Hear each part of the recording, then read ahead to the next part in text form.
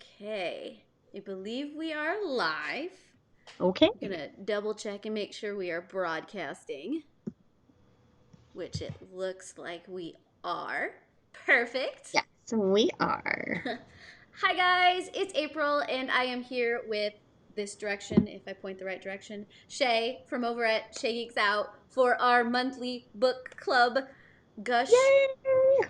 talk, critique, Spoil everything. yes, thing. And today we're gonna be talking about this one, Abandoned by Meg Cabot. I read this when it first came out, which, do I really want to know the date of when it first came out? Probably not. I'm a little terrified to find out, but I want to know at the same time. 2011. So this was hmm 10 years ago that I first read this one, and I've convinced Shae to do a read of this whole series with me. So today we are starting out with this one. So I'm excited. This is a sort of Hades and Persephone retelling because once you get into the book, into the series, you start to realize that it's built off of the story of Hades and Persephone's, but not necessarily Hades and Persephone's. I would say it's greatly inspired by, rather than like a direct retelling. It's more of a reimagining Yeah, of. because we actually have Hades and Persephone as people in the history of our two main characters. If that kind of makes sense. I'm hmm I'm curious what Shae thinks of this book. Cuz I heard a Well, little bit cuz I did a read with her, but yes. I'm curious. So when it comes to Abandon, I think this book genuinely does a lot of things really well. This did a really good job. This is obviously a first book in a series because it did great setup for the world we're going to be playing in, for the dynamics between the characters that we're going to be involved in, and just the greater overarching story that will be happening from here on out. So as a book one in a series, I think it's fantastic. Really well done.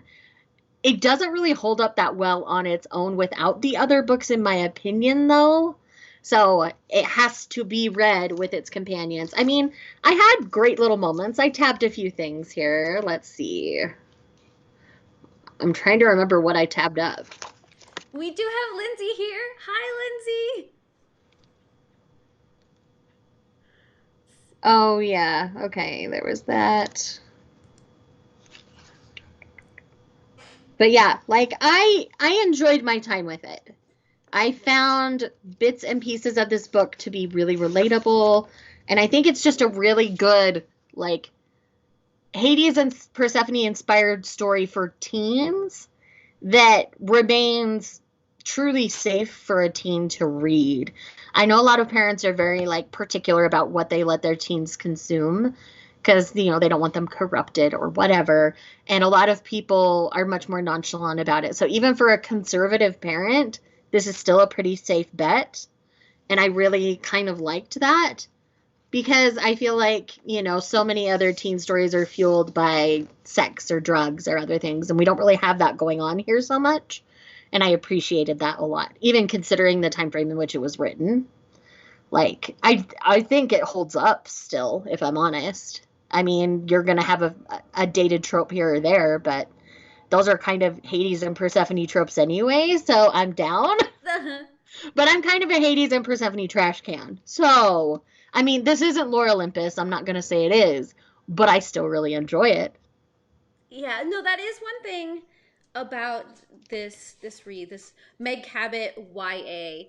Something about the way that Meg Cabot writes YA. I maybe it's because I was introduced to her in the 90s, but it always feels very reminiscent of the 90s and the early Right. It 2000s. has that energy and that vibe to Mm-hmm. it because I tried reading an adult from Meg Cabot a year or two ago, or No Judgments, I think is what it was called, the one Yep. with the umbrella. And I didn't really enjoy that one. I didn't enjoy the writing. It felt too immature for an adult audience. But I think Meg Cabot's writing is great in this setting in a YA centered novel because it's telling just the right amount of story for a young adult audience. Mm-hmm. If I were reading this as an adult book, I would obviously feel very differently about that. it would be much more like, I need more. But, you know, like I say, I think I'm gonna like book 2 a lot better than I liked book 1. But book 1 is an excellent setup. Yeah. Like, no ifs, ands, or buts about that. Yeah. It is very much established a really good sandbox for Meg Cabot to play in. Now, how's she going to play with it? That's what will determine things. Agreed. It's interesting that you mentioned No Judgment, because I did just recently read that, and I do have to agree that her adult, I don't know if I enjoy. It didn't jive with me at all. Yeah, and it's interesting that No Judgment and then this Abandoned series, it's set in the same part of the world. Mm-hmm. And yet I feel like she almost knows a little bit more about it in this series Than she did in the other? in the other one. Because Yeah. both stories we deal with, tropical storms coming in, the possibility of hurricanes, and all that kind of stuff. Here we've got Pierce, who is the child of 2 wealthy parents. They have moved, I can't remember the name of the island, but it translates into like Island of Bones. Mm-hmm. Because the bodies would always come up during hurricanes. Yeah, like, does it say here on the flap? See, it's like I should have I don't written think it it down, does. but I didn't. But the story is told in a very interesting fashion too. So we're kind of like thrown right into meeting Pierce. We start to get hints of the fact that she has died previously and that her death has led her to meet someone and run away from that someone. And you don't get the full picture until she's like starting to integrate herself into school on this island, and we get a feel for her family. And it's sometimes I like that style. Yeah, Isla Huesos. Okay, so yeah.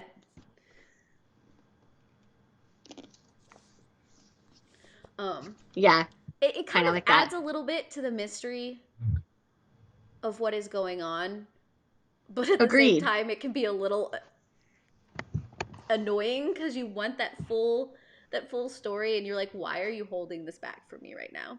Right. And then that goes into play with the fact of where this story ended, because a lot of times the way stories are written today, a lot of YA stories are written today, you get a full story arc just within the first book.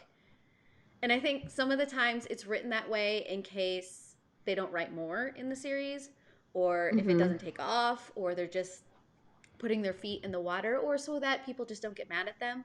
But here we get this like very cliffhanger cutoff. Excuse me, ma'am. Yeah, we had this whole big like thing about running from the Furies. We had this huge reveal that her grandmother is a Fury. Yeah. And so is trying to take down our Hades figure, which is John, by using, which I adore him. Yeah. He's fantastic. By using her own granddaughter, Pierce. She wasn't supposed to come back from death the first time. And the fact that her grandmother has like no qualms about this is. She's like, you weren't supposed to come back. You were supposed to stay dead. And I'm like, who is this woman? Yeah. Is she really your grandma, or is she possessed? What's going on here? And then we get the clear end of this book when John takes Pierce to the underworld. And we get... And that's where it stops. No conclusion of anything. And I'm like, more? Where's the rest? Yeah. Oh, wait, this is a 3-book series. I have to get it in book 2. And I mentioned this to you and to Lindsay. I'm like, how did I not pick up the rest of the books in this series with... I don't freaking know, lady. That kind of cliffhanger. It's got to be one of those things where it just took so long. That, or you were so mad that there was a cliffhanger that you just, like, didn't out of spite. Well, and that was in the middle of, like, my college life. So there was a ton of stuff going on, and I probably just missed the next book release. But holy cow, Yeah. I'm definitely glad we're continuing on with the rest of the books. Yeah. for Mm-hmm. this, whatever this is, the book club. Yeah. This is a book club. That's what we're doing here. Welcome to the book club. Oh, but let's talk about the characters a little bit. I do want to talk about Pierce. Pierce doesn't feel fully connected back to the world after she died. That's something we haven't really talked about yet about Pierce. And I think that's a really interesting way to maybe look at depression for the time period in which this book was written, I would say, because it wasn't so easily accepted in fiction at the time this book was written. So I think this was kind of Meg Cabot's way of maybe dealing with that and finding someone to connect to and a reason to live. And it's just really, really interesting to have that brought up in a book written so long ago in a time when that wasn't really common discussion in books, because that's really only been a common discussion in books maybe the last 5 to 6 years, I would say. Yeah. Maybe like 2014, 2015 is when that started becoming an okay theme to have in a fiction novel. But considering how long ago this was written, it was kind of revolutionary in a way. So I appreciate Meg Cabot for, doing that, because I really think someone who maybe has depression and didn't understand that that's what was going on could relate to a lot of the themes that were present for Pierce to kind of give her a reason to live, even though other people obviously wanted her to die and stay dead. But I really think it's just this survivor's will that's really kind of brought through. And I think that's a great theme to have in a book meant for teens when hormones ride and things get crazy and we think, a boy breaking up with us is the end of the world or whatever. Like, it's just more proof that the world is bigger than you think it is, and there's always something to live for. And so I just loved that was present. And then John, I already said I love him. Yeah, because he's the perfect broody teenage Hades. I just love him. It's true. He's how I like this kind of character written. And yeah, I think it's I because agree. Where it's like they push everybody away, but at the same time, their Persephone character, it's like, no, you can stay and hang out with me. And I will protect you. And I like the fact that you mentioned that it kind of takes a little bit of look at the depression she may have been dealing with after coming back from the dead, because she did have a huge personality shift when she came back, and there was a time where she just started pushing everybody away. And for a book that's like, can I get this in frame? That's only like 200 pages long, if that. It's a little over 200 pages, but it feels really short to today's standards. It deals with a lot of like hard topics, because we have Pierce and her dealing with coming back to life and what that means for her psychologically. We have the whole reason that she had to move to the island, which with was her parents splitting, which we haven't even brought her up yet. parents splitting, but her reacting to her best friend's suicide.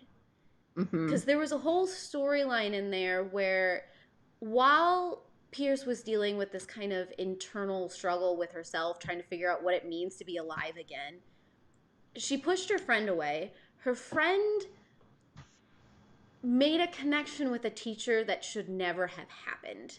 There was an imbalance of power, and he abused that, and it led to her best friend's suicide. And she tried to correct that, and of course, it led to this whole interesting situation in which John had to step in and save her, but then everybody blames her for what happened to this teacher. And so she has to move to this island. So everybody on the island is convinced that she killed the teacher, which is not what happened either. It's interesting how that rumor mill works. But at the same time, she also has her cousin, who is dealing with the fact that his dad has been in jail for so long and is now his dad's out. His dad is now out trying to find himself. He seems like a big teddy bear, if I'm honest. Yeah. But kids, teenagers, being teenagers, they're not the nicest. And so he is dealing with all kinds of negative things with other people at the school because of his dad's history. And Right. so we've got like all of these different veins You of, know, that small town vibe of just because daddy did this, the son's obviously doing it too, and all that kind of yeah. ignorant, stupid stuff that people think. So, I mean, it plays with a lot of, I mean, at the time, I feel like it was things that people were starting to play with in YA storylines and pulling some of those kind of rougher life issues into these stories. But it's so interesting that there's so much and so little of a story. Honestly, like I was honestly greatly surprised by that as well. It's like this book isn't very long. How is this going to work? Mm-hmm. But this book packs a punch despite being, you know, so few pages. And I really like admire how Meg Cabot came at this story because it allowed her a great canvas to discuss hard things that teens have to deal with. Right. I mean, I'm pretty privileged in my growing up. I didn't have to deal with anything like this. I did have some depression and a little bit of bullying and some things like that, but for the most part, I'm pretty blessed with how my teenage years went. So I can only imagine what this book meant to somebody who'd gone through similar things. Mm-hmm. Yeah, and I'm with you. There might have been stuff going on, but I was always the I was so hyper focused on my task and what I needed to get done that like Mm-hmm. everything else around me, just, I had no idea what was going on. And that's okay. That's how most teens should be, in my opinion. And I think I was always pretty sensitive to friends that were going through the tough things. So I was always just kind of their safe space. And that's So everyone needs a friend like that. everyone needs that. Mm-hmm. And so I just kind of became that. And I think that's kind of what Pierce wants to be, But even she doesn't know how. well, because I think she easily could have been that before she died. yeah, and now she's swung like the complete opposite direction. She wants to And that's fix. probably why that friend was seeking her Yep. out. Like, I really think that's how Pierce was before her death. Yeah, because we in the middle of all of this, we have Pierce trying to protect her cousin and a new friend that she's made. But she goes about it in the most roundabout and conflicting way possible, which then in turn has her cousin and her new friend questioning her loyalties. Yeah. And I mean, I kind of get what Pierce is thinking. It's like you need to be close to your enemies to protect your friends. Right. But I did But never. teenage angst and everybody automatically assumes it's all bad. Yep, yeah, it doesn't really mix well with the teen dynamics. Mm-hmm. But yeah, overall, like I said, I think I ended up giving this like a 3.5 or a 4 star. Like, I really enjoyed it. I know it's at least a 4 on Goodreads. It might be really like a 3.5. But for a book one, it's a really solid start, Mm-hmm. and I'm really excited for the next couple of books because I think those are going to be so good. Yeah, no, I gave it a 4 because that ending just makes me want to read more. I mean, there's a little bit of datedness that has happened in this story, but overall, I did really enjoy it. I'm excited, like you, to see more of the underworld because we only got a brief look at it, and it doesn't necessarily. It kind of And that was more in like a rose-colored glasses flashback kind of situation. right, and we've got a boat that takes people to specific parts of the underworld, and that's kind of what John's underworld looks like, and we kind of get this talk from our cemetery guy that there are possibly multiple different underworlds, all based on different kinds of myths and religions and things like that. Mm-hmm. And this island is a portal to one of these underworlds, which is John's domain. And that's how all of this wraps up into this island. Mm-hmm. But I'm interesting to see the the, the how Meg Cabot has done this underworld and which kind of myths she's tied into John's section of everything. Yeah, I'm really just intrigued. It's going to be fun. Mm-hmm. So I think that's everything Yeah, I mean, it's for not a this very book. long book, so Right. And we covered all the big points, I uh-huh. think. So yeah. We will be reading the rest of this series, but We're going to next take a month, break. yeah, we're going to kind of jump back and Alternate. forth because last month we started Requiem of the Rose King, which is a beautiful manga series. And yep. Can we just talk about the beauty of these covers? Here's volume 4, volume 5, and volume 6. That the coloring on 6 alone. I know, right? So we will be reading these next 3 volumes of Requiem of the Rose King. And, I'm so excited. Yeah, and we will be... These are like my precious babies. I love this series so much. Which is why we will be talking on Shae's channel next month. So if you aren't subscribed to her, go subscribe to her. She talks about manga and all things beautiful and wonderful, especially in book form.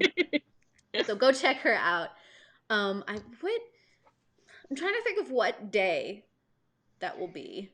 It's usually the last Sunday. Yeah, it's the last Sunday, and I'm trying to think of what day that actually is. Is that the 30th? It's on Memorial Day weekend. I want to say it's the 30th. Okay, so right now it's tentatively the 30th. Depending on how plans will themselves, it might fluctuate a little bit. I know I will be in town, so we'll see with you. We might have to move some things around. We can shift it to Monday if we need. Yeah, because I think it will all depend on if I've got family. Hold on. I'm going to go out of frame. You can look at my beautiful... Yes, the 30th. My beautiful bookshelves behind me. I think it'll be okay, but it'll be sometime around the 30th when we do this again. We'll finalize that and we'll get back to you guys. Other than that, I don't know if there's anything exciting coming up for you, Shae, that you want to talk about. Well, obviously, I've got releases on my radar coming this week. I've got my TBR for May coming this week. I've got a readathon I'm hosting next month and some things like that. So just normal stuff, nothing out of the ordinary. And I finally finished my Thomas Kincaid picture. Yay! So there will be... And it's beautiful. There will be a speed color of that, but it's going to take a while for me to edit. Let's be honest. I've got it at like 3,000 times speed or something like that, and it's still over an hour long. So I'll get that figured out. I do know Shae and I, with a couple other people, we're starting... we've been doing this series called That's So Comical. And we've got big things coming for that. So stay tuned for announcements about all of that, because I'm super excited. I've been picking up some comics and some manga that I'm excited about, and you need to know about them. Yes. So other than that, I want to thank all of you guys for joining us, for Shae, for joining me and hanging out. She's awesome, amazing. Go check her out, subscribe to her, do all the things. Aw. Also, if you want to see more videos like this, of course, subscribe to her channel, subscribe to my channel, hit the bell, get all the notifications, become members for everybody and all the things, because there are some cool things coming. And I heart your beautiful faces. Bye. Bye.